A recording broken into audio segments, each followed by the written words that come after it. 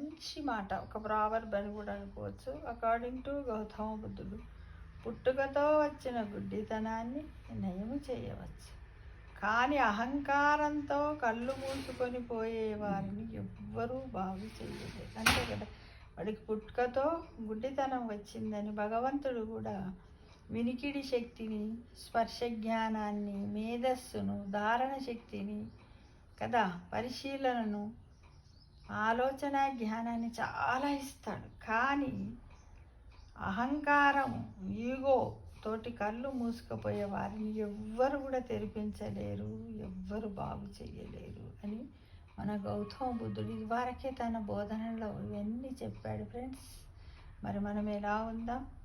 అహంకారంతో ఉందామా? పుట్టుకతో వచ్చిన గుడ్డితనంని నయం చేసినట్టుగా అలా ఉందామా? ఎలా చెప్పండి? మధ్యలో మాత్రం ఉండకండి. త్రిశంకు స్వర్గంలా ఉన్నట్టయితే మనం ఎన్నో అనుభవించాల్సి ఉంటుంది మిత్రమా. అవునంటారా కాదంటారా? చెప్పండి, ఆలోచించండి. ఆలోచించి అవును అయితే ఒక కామెంట్ పెట్టండి, ఒక లైక్ చేయండి, షేర్ చేయండి. ఓకేనా మిత్రమా?